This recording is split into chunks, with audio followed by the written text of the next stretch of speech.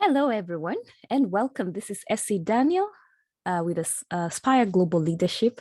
I am a speaker, coach, and trainer, a leadership trainer, and I am so honored to be here with you. It's morning for me. What time are you listening to this video? Is it a recording? Is it live for you? What time is it for you? Engage with me in the comment section. I would love to get to know you and where you are joining us from. So today we are going to talk about mind mapping. I have been able to accomplish many goals courtesy of mind mapping. A big fraction of my success, I want to attribute it to mind mapping.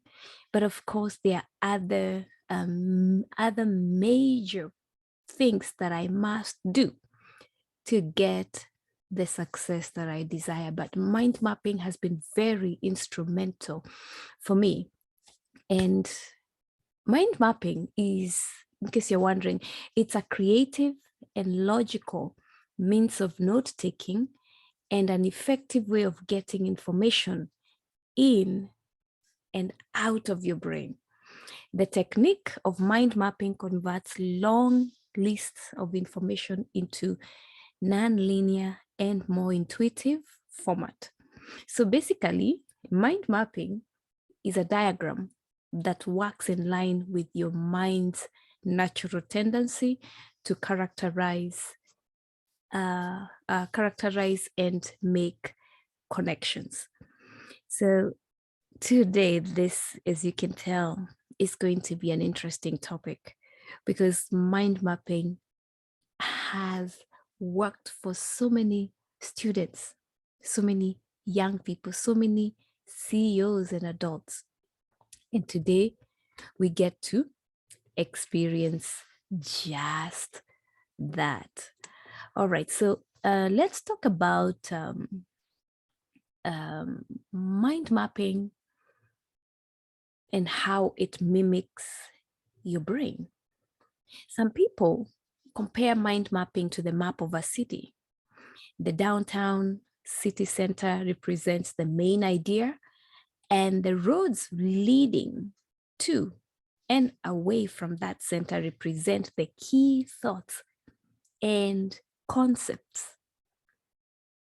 You can also think of mind mapping as a tree, and it has all these branches going up, branches on the side, branches even bending downwards that reach out away from the tree itself and are still connected. And you can also think of mind mapping. I think actually the best way to look at mind mapping is a tree that has branches. Yeah, a tree that has branches. Yeah. And the greatest thing about mind mapping is that you can bounce around and make connections in a non-linear way in any order as they pop into your head. So you don't have to go linear, a certain direction. If an idea pops up, you can draw a branch going up, another branch branching out from that idea, another one branching out on either direction. And then the idea that branched from the main idea, you can also, if another idea pops up from that smaller idea, you can branch out from that idea as well. So why is mind mapping helpful? Mind mapping is an external reflection of your own natural thinking patterns, and it is facilitated by visuals and graphics. The process of creating a mind map will not only help you and I to get thoughts out, but it will also help us organize and export our thoughts in a more simplified list later on. I don't have my mind mapping book here with me, but I can tell you, mind mapping has been very instrumental for me, and I give thanks to God that I even discovered the art of mind mapping. So, what specifically might you use mind mapping for? Chances are you're wondering. Well, writing is like piecing together a puzzle. Yeah, that's what writing is. And you have to make sure that all the important components are included so that your message makes sense, right? And if you can sit down to write without planning beforehand, you can run to the risk of leaving out very important information that could be crucial in getting your point across. Yeah. So whether you're preparing for a writing assignment, crafting the perfect email, or planning out a presentation, mind mapping is a great tool. And make sure you don't miss any of the main points. Yeah. So mind mapping is crucial, and it's something that you can use with preparing for a test, writing an email, and so forth. You can use mind mapping with anything. And so if you are in the process of making a video or other graphic medium, creating a mind map can be a great way to plan out your thoughts and turn them into hierarchy of ideas that clearly communicate your message. Let's talk about planning and managing your projects. Why should we plan and manage our projects using mind mapping? Using mind mapping to assign a series of tasks to people can be one of the greatest ideas, because it's easier for our minds to look at a diagram and read short sentences and remember them instead of reading a whole paragraph or a chapter. So it simplifies things. Also, planning out sequencing. That's another great idea about mind mapping. And you also get an easy to comprehend strategy in place for reaching your goals. So that's why planning, we should use mind mapping to plan and manage a project. How about presenting new ideas? When you are introducing a new idea to a group of people, it's easy to let the details overwhelm the main picture. And remember, you're the only one presently that has the whole picture, the full picture of what you are presenting to the group, to the people. So when you overwhelm them with details at a specific stage, either in the beginning or even before you begin, we risk the chance of them not connecting with the idea, with the new idea that you're presenting them to them. So it's easy to let details to overwhelm the main picture. Use mind mapping to help your audience grasp the main point while including the important details. That's very, very crucial. Yeah. All right. And So we're going to use mind mapping to present new ideas, and also to summarize lectures. I always get that word based on where I grew up. R and L sometimes sound the same, even though they don't look the same. So my mind sometimes has a difficulty differentiating the two. So summarizing lectures, there we go again, summarizing lectures and readings. Increase your personal understanding of new content by creating a mind map. If you're listening to a teacher, or you're listening to a sermon, or whatever it is that you're listening to, grab a paper and a pen. You can even turn your paper such that it's wider, right? You could have different colored pens, and you could use that to take notes. Instead of taking notes the traditional way, use mind mapping, and you'll get a better understanding of the new content. And whether it's for a lecture, a reading, or during an important conversation that you're having, drawing out a mind map can help you gain thorough understanding of the content, while also making space to ask questions and fill in the blanks, right?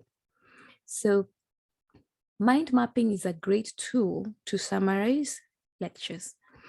Students can also use mind mapping. It's a great study tool.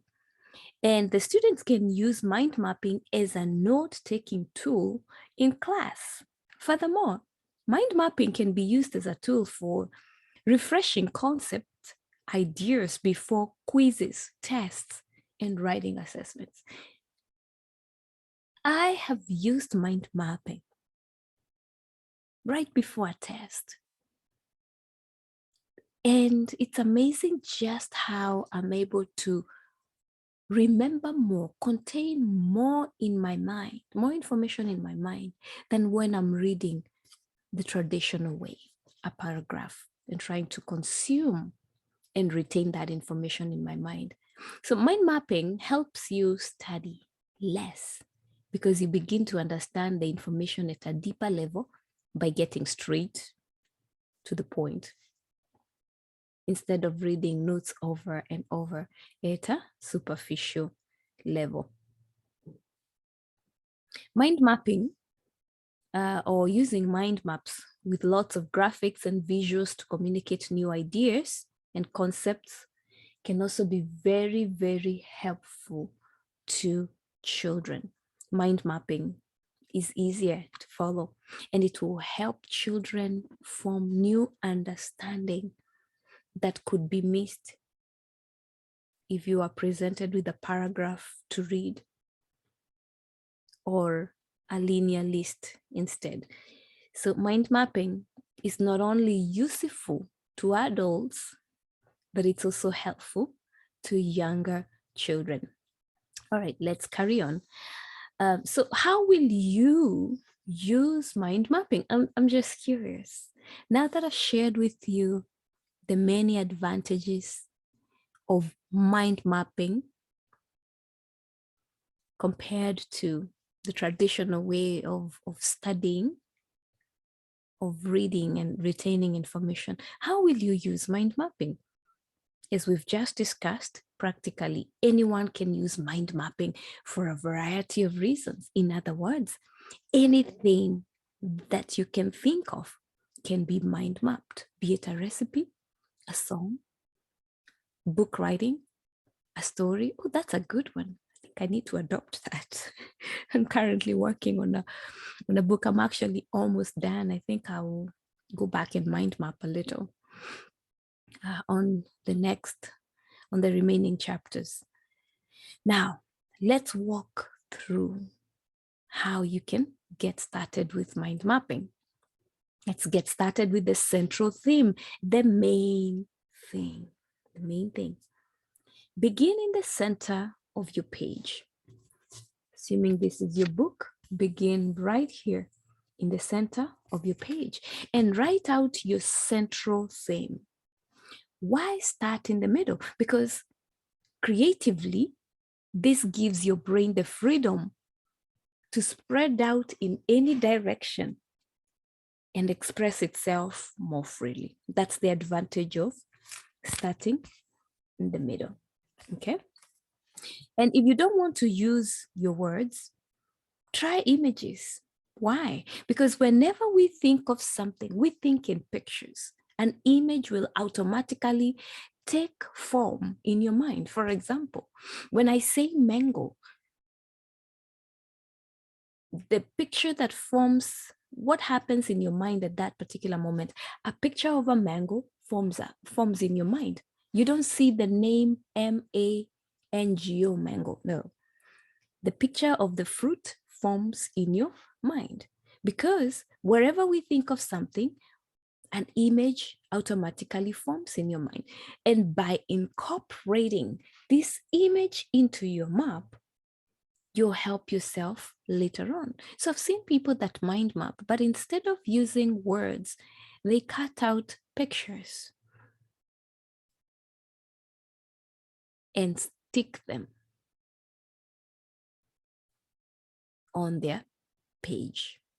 And hey, if that will work easier for you, go for it. You see, your brain works by associating topics and naturally wants to link multiple ideas together. So after you place your central topic on the page, you want also to develop related subtopics and arrange them around that central topic. Again, this is the central, this is the main idea. And then you want to develop subtopics and they will go all around, you'll arrange them all around the central topic. And then you will connect each topic to the center of the main idea, the central topic, using lines. I like to not only make them lines, I like to make them arrows. Yeah, I hope you're getting where we are coming from. Actually, I think I have a pen here and I would love to demonstrate that part because that part is very, very crucial. So here is, I'm gonna write here, central idea. Yeah, so that right there is the central idea. And then we're going to create second level associations. Okay. And these are the ideas.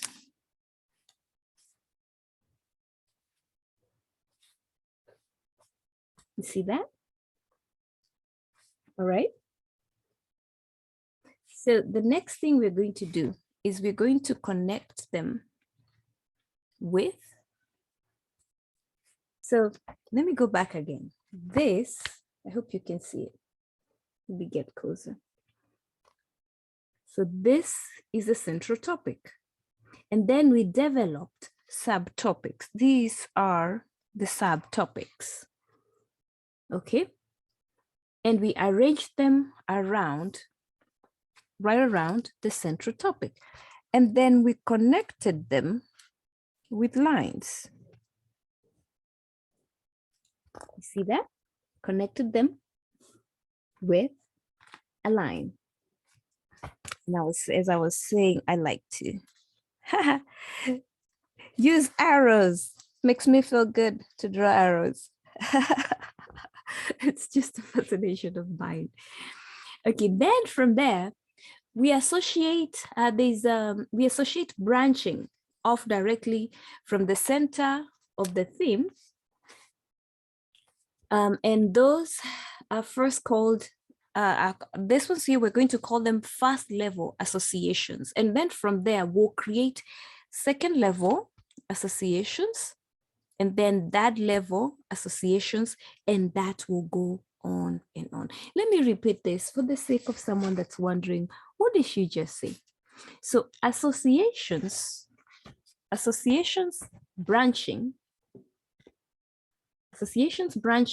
off directly from the central theme, these ones here. So this is the central theme. So these are the association branching off the central theme. We call this the first level associations. And then from there, we'll create second level associations, and then third level of associations, and maybe even four. So these connections are usually essential for remembering and thinking. Okay, so we have drawn the main idea, the central idea, and we've created first level of associations, ideas. These are the ideas. This is how we're going to achieve this goal. So this is the goal, and this is how we're going to achieve this goal. Okay. Now we're going to try using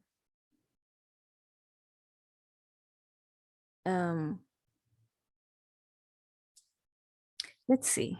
Okay, let's assume I want to go on vacation. Let's assume this is vacation time. So what are the things that I will need to do before I go to vacation? I'll need days off. Yeah. I'll need to ensure that I request kids off from school, right? So this will be kids. Wish I can write it well.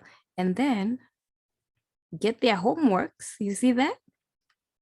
So this is a third level association, as we mentioned. So that's homework. And then we talked about getting a day off. So I will assign my homework to Mary J, right? Like if I had work that was due in a week or in maybe in 3 weeks, I'll assign that to Mary J. So that's a third association. And you see, I hope you get the idea. It's true that behavioral research have shown for some time that people consistently show a preference for curves over hard lines and angles. So this right here, let's say I've remembered something. I can still create it here. And I can use what? A curved line. Because as we've mentioned, curved lines do what?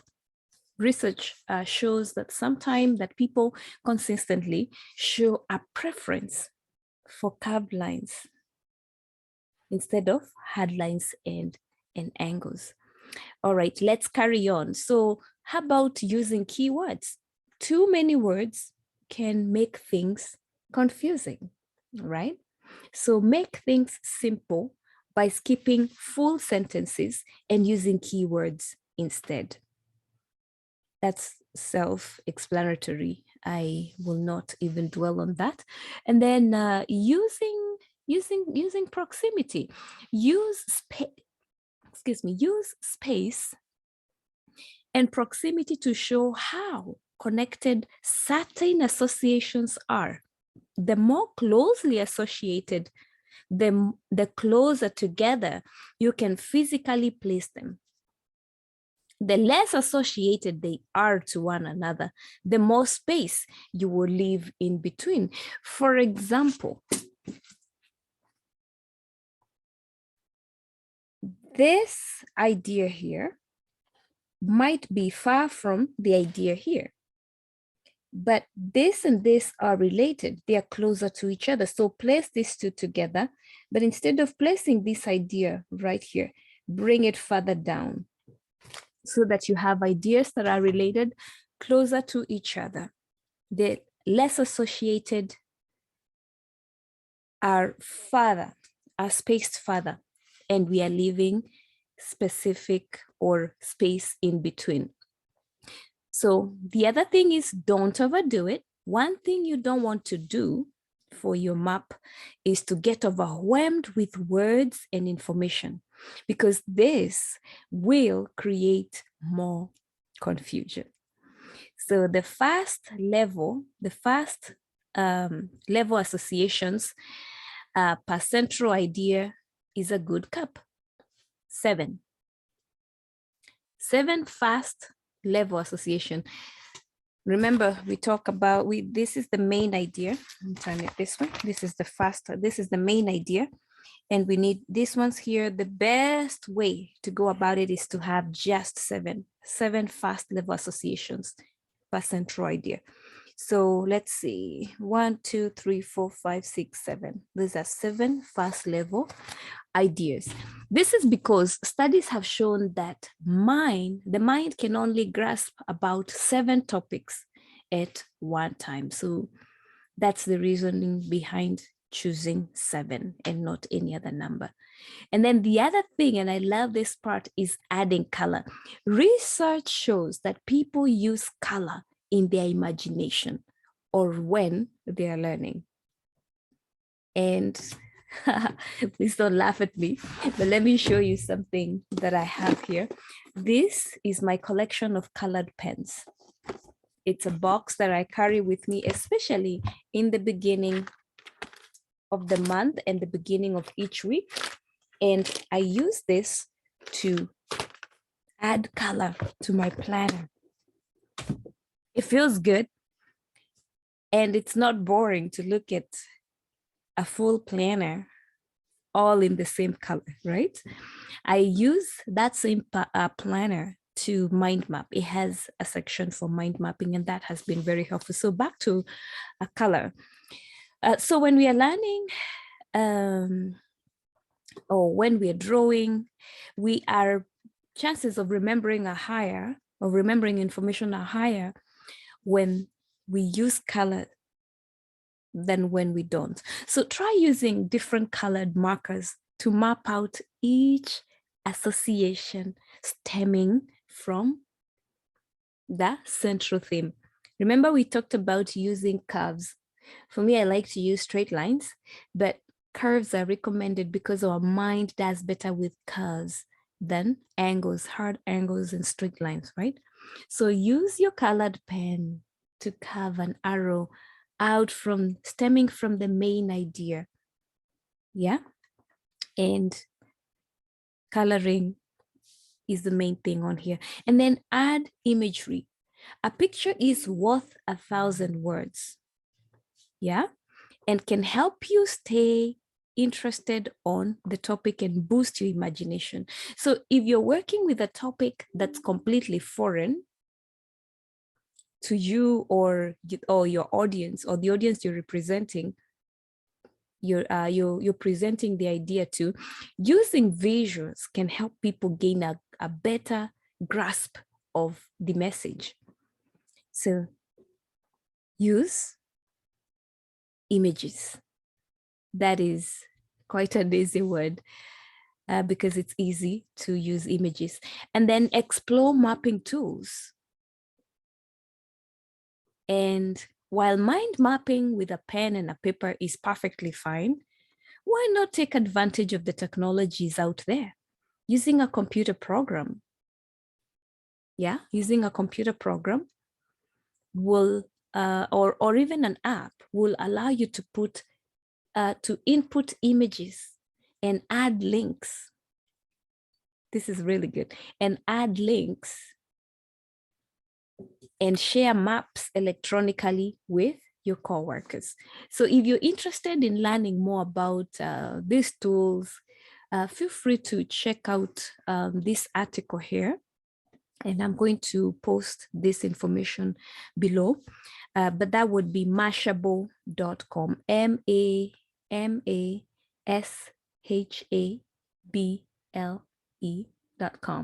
mashable.com, mashable.com/mind mapping, mashable.com/mind mapping.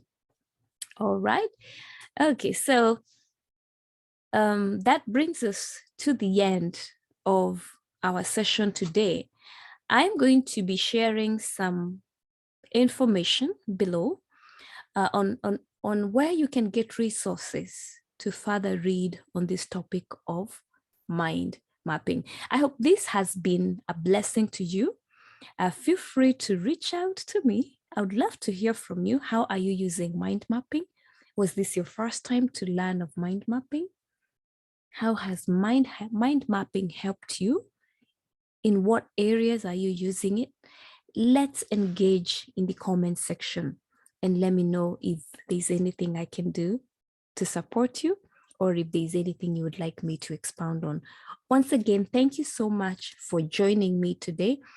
It was an honor, and it's always such an honor to be here with you. Essie Daniel here with Aspire Global Leadership Training and Consulting. And until next time, bye-bye.